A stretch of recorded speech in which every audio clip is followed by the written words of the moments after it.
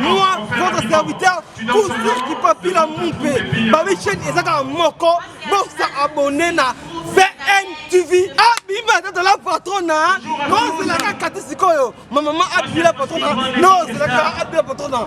Toi bon on lever ce dimanche, journée mondiale des théâtres. Bon la bima moko il filme les gars qui vont. Ngan le banga ité, ngan moupé courir. Ah bima dans la patronne. Ah bibi ma tata la patronne, j'ai la dingue depuis les États-Unis. Tu sais quand depuis Paris, pourquoi pour mon DG il finit par l'entendre. Ça c'est ma mère. Maman Bennett Insona. Ma maman, moi aussi à peur. Bolanda.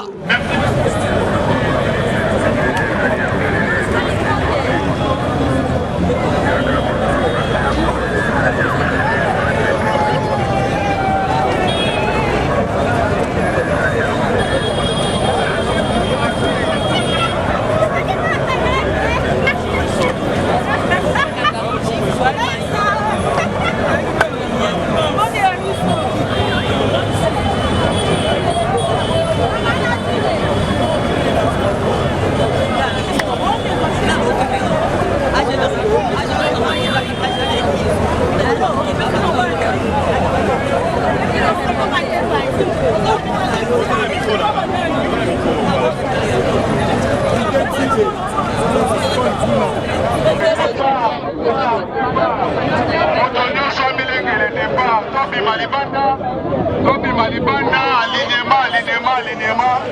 Tobi Malibanda. Tozokende. Sécurité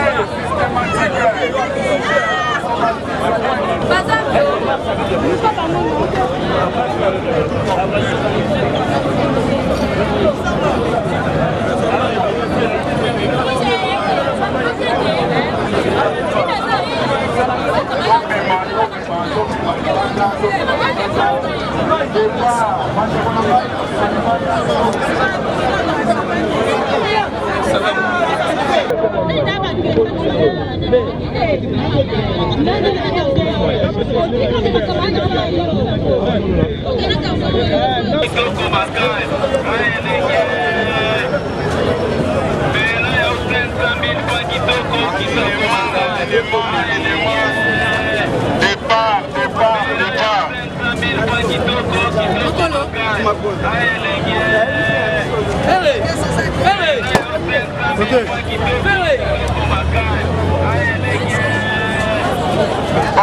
liboso.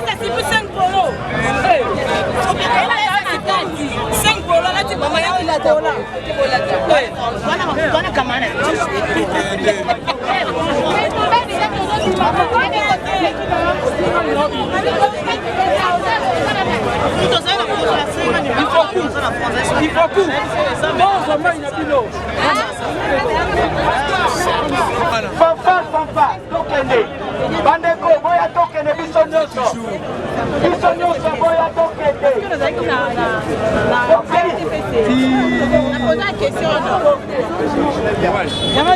bon voilà biso todémarre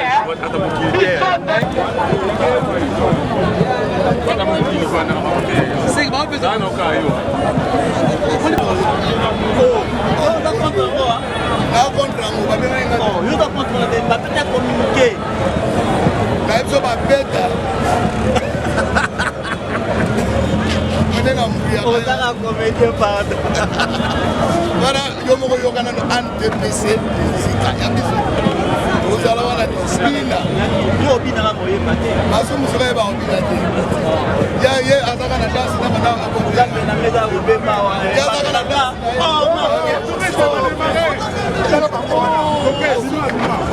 Sécurité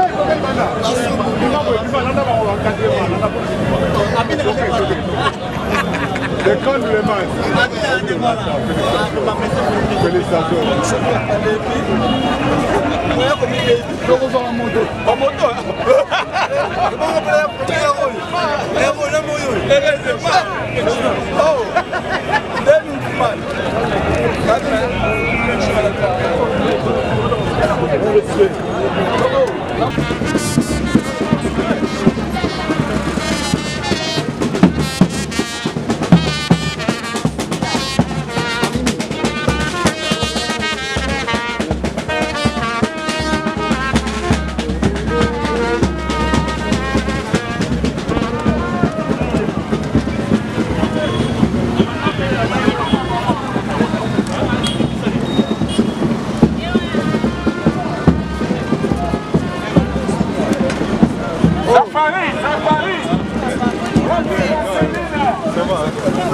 Moto. Ça va de l'unité, comment t'as noté? Combien, ça me côté? Ah, t'as quand côté. Ah,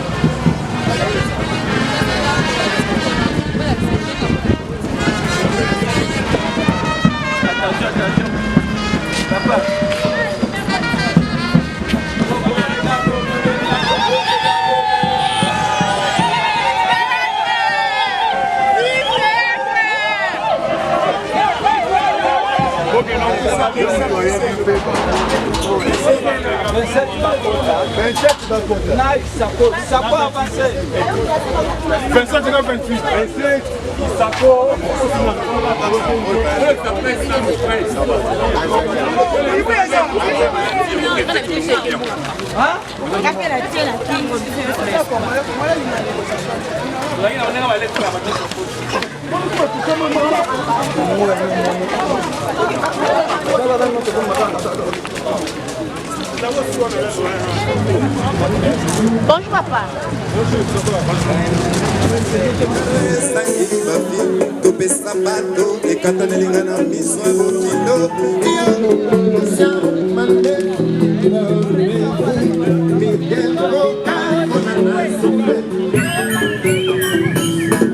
Vous avez parlé là, ça c'est l'organisation, ça c'est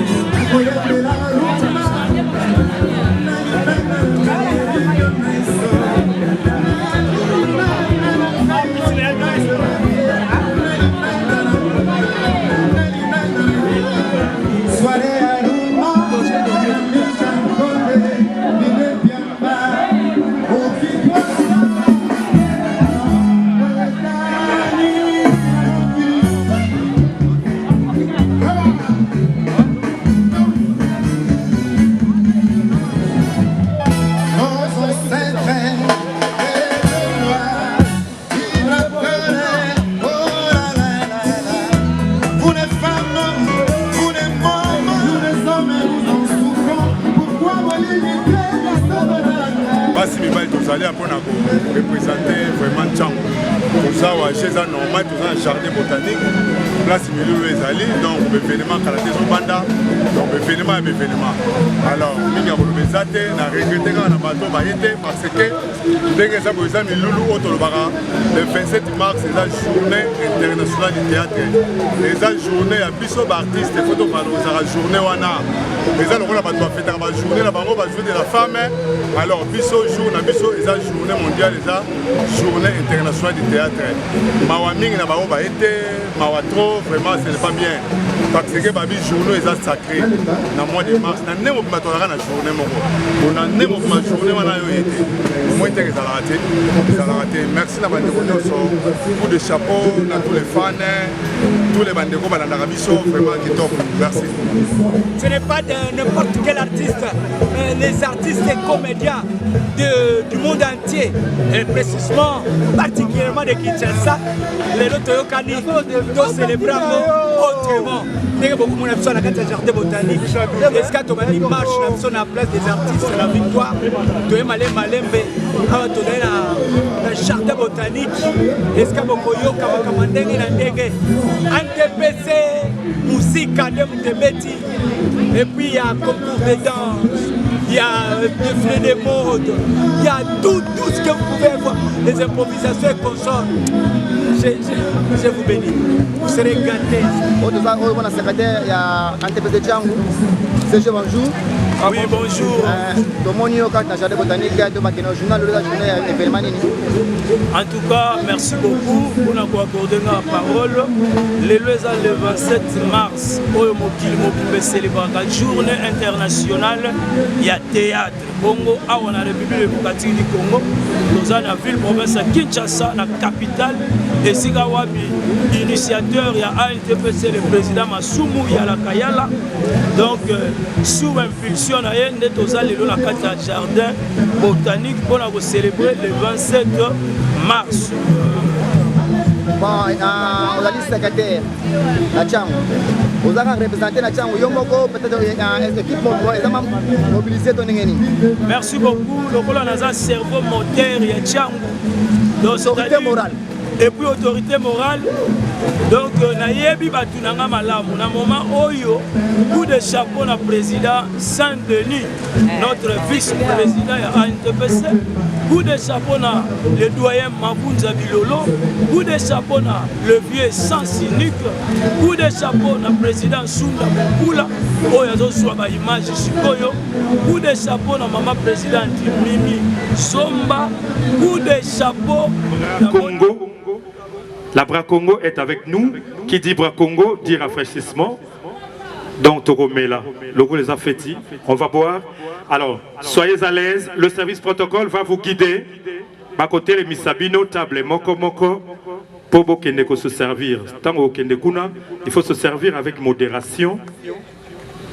Toboyi, avant Milulu Sila. Ah.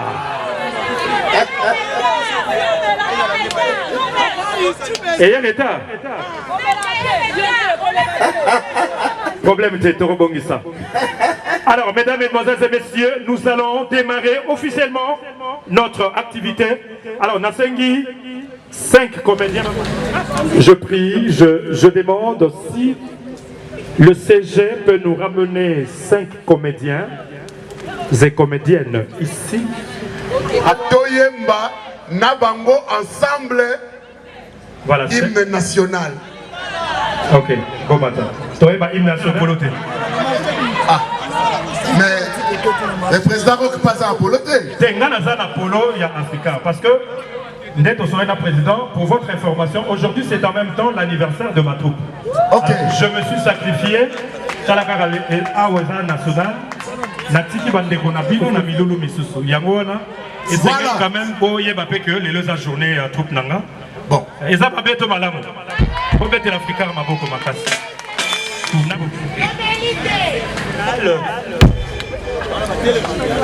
Pour l'indépendance, dressons nos fronts, citoyens, entonnez l'hymne sacré de notre solidarité, fièrement saluer l'emblème de notre solidarité.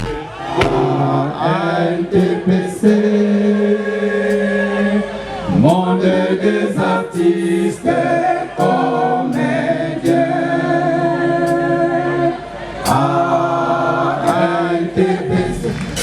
Voilà, merci. Alors, aujourd'hui, comme vous le savez, c'est la journée internationale de théâtre, telle que instituée par une branche de l'UNESCO qu'on appelle être célébrée en France en 1962. Et aujourd'hui, jour pour jour, nous célébrons la 60e journée. Et par rapport à ça, il y a un message. Chaque année, il y a une célébrité, une notabilité artistique et théâtrale qui envoie un message dans le monde entier. Après ça, un message international. Mais il appartient à chaque pays de choisir un thème par rapport à ce message. Et le thème de cette année, c'est la paix, l'amélioration et le développement dans le domaine du théâtre. Ce message vient de Peter Sellars. Il est metteur en scène de théâtre et d'opéra, directeur de festival aux États-Unis. Suivez le message.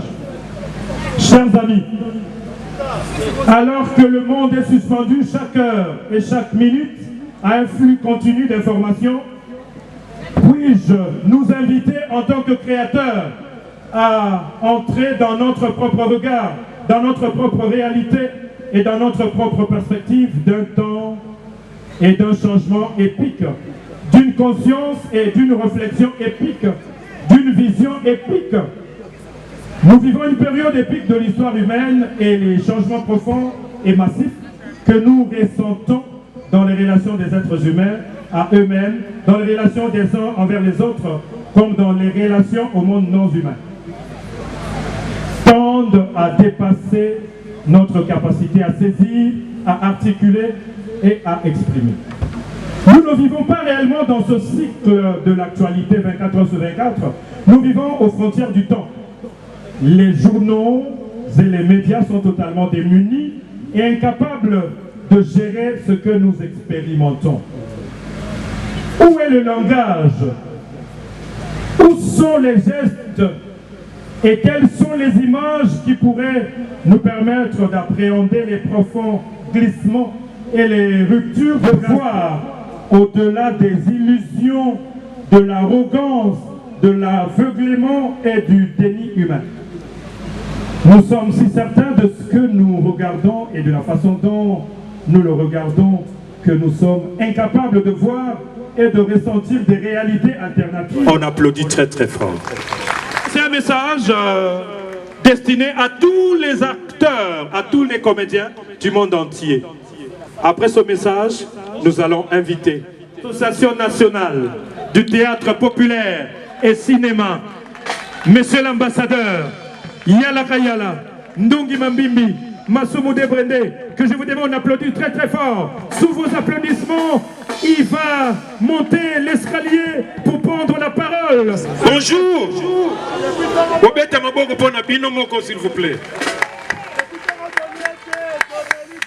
Bien, encore une fois, ndenge tobanda ki kolobana place des artistes. Nous vous remercions sincèrement d'avoir répondu à l'invitation qui vous a été lancée à l'occasion de la Journée internationale du théâtre. Bolakisi que Boyebi Ponanini Bosala Kamusalango. Bolakisi que ceux qui bosana Bomoko, comme nous le disons, l'unité rend fort et fait vaincre. Ce que bosana Bomoko et Longa Ezali. Et c'est ce que nous avons toujours prouvé, malgré la difficulté, malgré la NTPC, Ezalaka toujours likolo. Tobete Amaboko, pona bisomoko. Tozalaka toujours liboso, nandenge tolakisaka sérieux na biso. Tosala ANTPCT poto kutanaka na bandako. Toke notala naka. Mutabeli, botoke kotala ye, wana sok tokosala on a cadre purement familial. Mais tosala yango liboso pona profession na biso. Totala ndenge ni toko bunda pona musala na biso. Totala ndenge ni toko kiko bunda pour que musala na biso ekene liboso. Tokoki ko se retrouver ndenge nini tokozala en compétition na bandeko na biso ya ba Côte d'Ivoire ya ba soki esika nini tokozala ndenge nini na bango pour que biso musala na biso pe ekende liboso tokozala nini pour que na Congo bamona te ke ba artiste comédien baza batu moko pamba aventurier boye et nazo profiter nango nako pesa félicitations mingi na bandeko na biso qui ont compris que ce que Olingo vanda na mwasi bala officiellement et ba artiste comédien ba tomboki mikolo yo ba boyi kokota na fenêtre ba boyi kokota na ba plafond Kingombe bazokota na porte basa ebele parmi bato suka oyo balandi mibeko wana Kingombe azalia wana ebite soki toko betile maboko peu fatigué pour abali sika bo vandisa ye s'il vous plaît. Donc nyonso wana na miso ya batu nyonso wana batu bazomona yango bakonzi bazomona yango soki président république alingi ya consulter population abengi o association ba médecins o ya ba infirmier o ya ba savant et loko ba boksanaka te ko bengisa ANTPC. Mais c'est formidable. Premier ministre, ce qu'il y a le gouvernement, a besoin à tuna. Ce qui va se tuna, batu nyonso. Beaucoup de ANTPC, il faut batuna. Mais on ne peut pas le faire. Na batu ba yebi que basel ramakamu na bango kaka boyan l'air. réputation na biso wana eza pona biso nyonso esengeli tobatela yango tobeta maboko pona biso moko s'il vous plaît mingi tolali te na babutu kotravailler kosala boye pour que tokutana lelo yo donc pona kosala yango otika oyo yo koki kosala obusana ba intérêt na yo mais osala pour que l'exemple ya boye ce n'est pas donné à tout le monde et Dieu ne laisse pas ses enfants kaka boye Dieu est toujours derrière batu oyo bali na kota la communauté c'est pourquoi bamusu bazala kango na intérêt vraiment professionnel atako mbeba moko ekoki kozala rien n'est parfait mais tozo kende vers parfait malembe toza na ba groupe na biso wa mingi ozo kaka oh non biso toza groupe cinéma masumu de Brende boya na ANTPC bisika topesa na kamateya esika topesa na kabatoli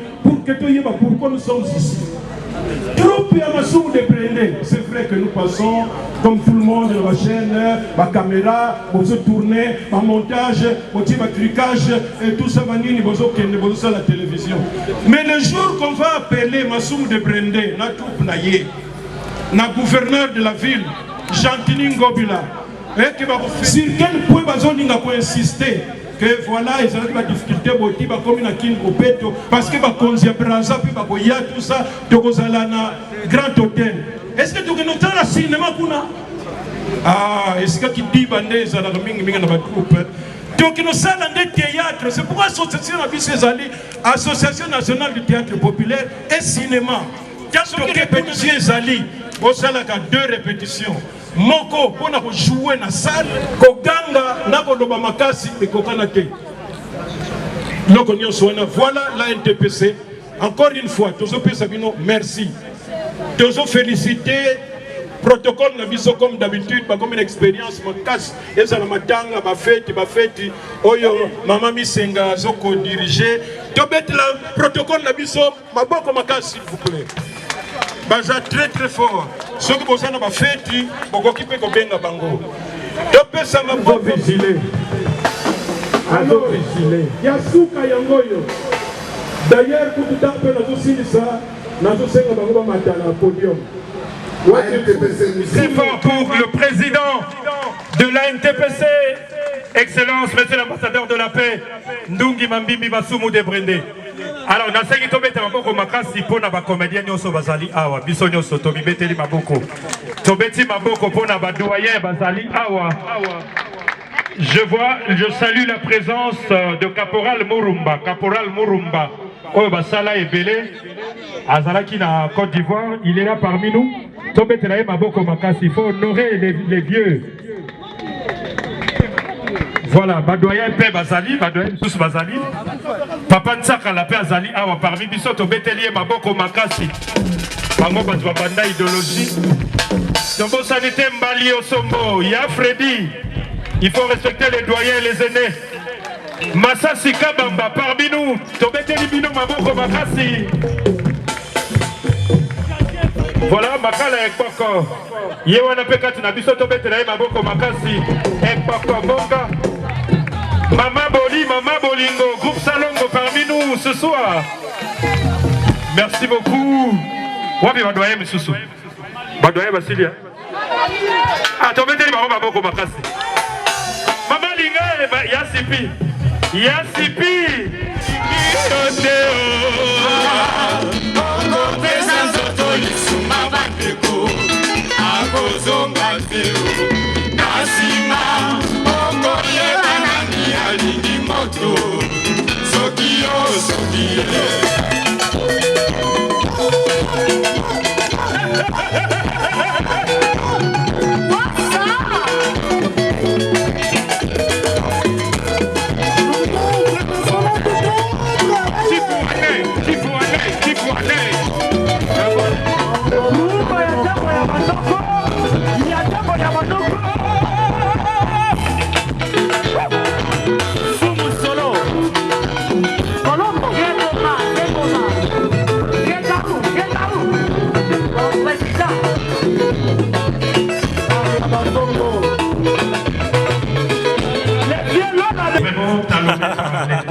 balobi maman mokonzi maman Dorcas Ndomba talaka journée leki tokos Abi Matata Galvin Galvino à l'immobilier de Paris TH de Paris en tout cas ici c'est la fête ça va bouger.